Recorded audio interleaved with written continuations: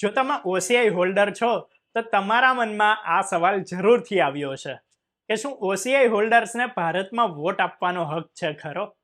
અમે રિસન્ટલી કેટલીક વાતો કરી હતી જેમાં અમેરિકા, કેનેડા, બ્રિટન અને ઓસ્ટ્રેલિયા જેવા દેશોમાં રહેનારા ઇન્ડિયન્સે આ સવાલ કર્યો હતો કે ભાઈ અમે રહીએ છીએ ફોરેન પણ છીએ તો ઇન્ડિયન જ ને, અમારી જોડે ઓસીઆઈ કાર્ડ છે તો અમે ઇન્ડિયામાં ઇલેક્શન કાર્ડ બનાવડાવીને વોટ આપી શકીએ ખરા? તો આજના વિડીયોમાં આપણે સમજીશું કે ઓસીઆઈ હોલ્ડર્સ ભારતમાં વોટ કરી શકે ખરા? સૌથી પહેલા તો ઓસીઆઈ એટલે કે ઓવરસીઝ સિટીઝન્સ ઓફ ઇન્ડિયા શું હોય છે? તો આ સ્ટેટસ એ લોકોને આપવામાં આવે છે કે જેમના ઇન્ડિયન રૂટ્સ છે, જે મૂળ ઇન્ડિયન છે, જે પહેલા ભારતના સિટીઝન રહી ચૂક્યા છે અથવા તો જેના માતા પિતા કે દાદા દાદી ઇન્ડિયાથી છે પણ હવે બીજા કોઈ દેશની સિટીઝનશીપ લઈ ચૂક્યા છે. આવા લોકો હવે ભારતના નાગરિક ભલે ના હોય પણ ભારતથી એમનું કનેક્શન તો હોય જ. એટલે આવા લોકોને section 7A of the citizenship act 1995 હેઠળ રજીસ્ટર કરવામાં આવે છે. એનો અર્થ એ થયો કે ઓસીઆઈ હોલ્ડર્સ ટેકનિકલી ઇન્ડિયન નથી પણ એમને ભારત આવવા જવા અને ભારતમાં રહેવા માટે કેટલીક સ્પેશિયલ સર્વિસીસ મળે છે. હવે સવાલ એ થાય છે કે ઓસીઆઈ કાર્ડ માટે કેવી રીતે એપ્લાય કરી શકાય? તો એના પર પણ એકવાર રિવિઝન કરી લઈએ. જો તમે ઓવરસીઝ સિટીઝન બનવા માંગો છો તો એની પ્રોસેસ આખી ઓનલાઈન છે. તમારે OCIservices.gov.in વેબસાઇટ પર જઈને તમારી ડિટેલ્સ ભરવી પડશે અને એમાં જે જરૂરી ડોક્યુમેન્ટ્સ હોય એ અપલોડ કરવા પડશે. આ એક સેલ્લી ડિજિટલ પ્રોસેસ છે પણ દરેક સ્ટેપમાં સાચી ઇન્ફોર્મેશન આપવી જરૂરી છે કે જેનાથી તમારી એપ્લિકેશન રિજેક્ટ ના થાય. હવે વાત કરીએ કે ઓસીઆઈ કાર્ડ મળ્યા પછી એને કલેક્ટ કેવી રીતે કરવામાં આવે છે. તો જ્યારે તમારું ઓસીઆઈ કાર્ડ એપ્રુવ થઈ જાય છે તો તમે એને એ દેશના ઇન્ડિયન કમિશન કે FRO ઓફિસથી કલેક્ટ કરી શકો છો કે જ્યાંથી તમે એપ્લાય કર્યું હોય. તમે ઈચ્છો તો કોઈ ઓથોરાઇઝ વ્યક્તિને મોકલી પણ શકો છો પણ ધ્યાન રાખવાનું કે જ્યારે એ વ્યક્તિ તમારું ઓસીઆઈ કાર્ડ કલેક્ટ કરવા જશે ત્યારે તમે એ દેશમાં ફિઝિકલી હાજર હોવા જરૂરી છો. એટલે તમે કોઈ બીજા દેશમાં રહીને ઓથોરાઇઝ ના કરી શકો. એપ્લિકન્ટે એ સમયે કન્ટ્રીમાં રહેવું જરૂરી છે, ફરજિયાત છે.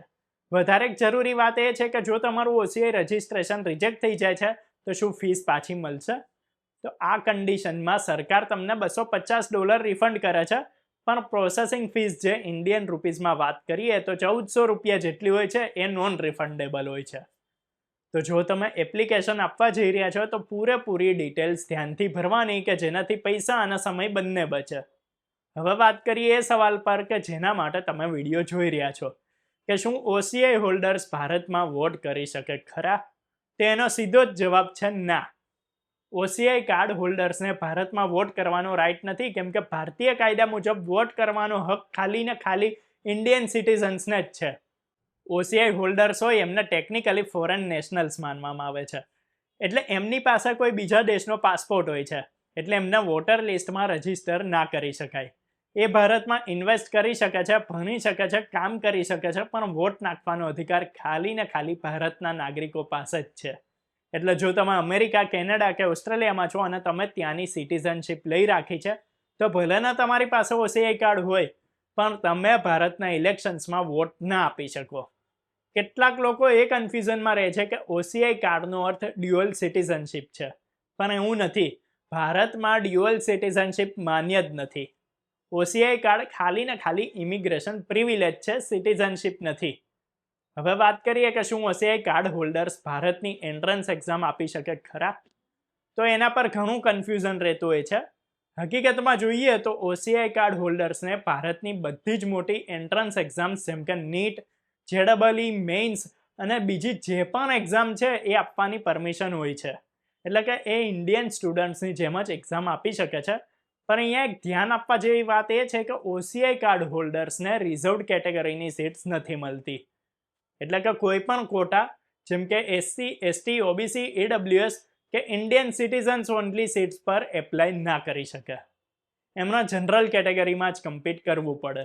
ત્યારે તમને આ વિડીયોમાં બધું જ સમજાઈ ગયું હશે કે ઓસીઆઈ કાર્ડ હોલ્ડર્સની પાસે કયા કયા રાઇટ્સ હોય છે, એમાં વોટ કરી શકે કે નહીં, એ બધું જ તમને સારી રીતે સમજાઈ ગયું હશે. જો આ વિડીયો તમને હેલ્પફુલ લાગ્યો હોય તો વિડીયોને લાઇક કરો, શેર કરો અને આવી જ અપડેટ્સ માટે ચેનલને ફોલો અને સબસ્ક્રાઇબ કરો.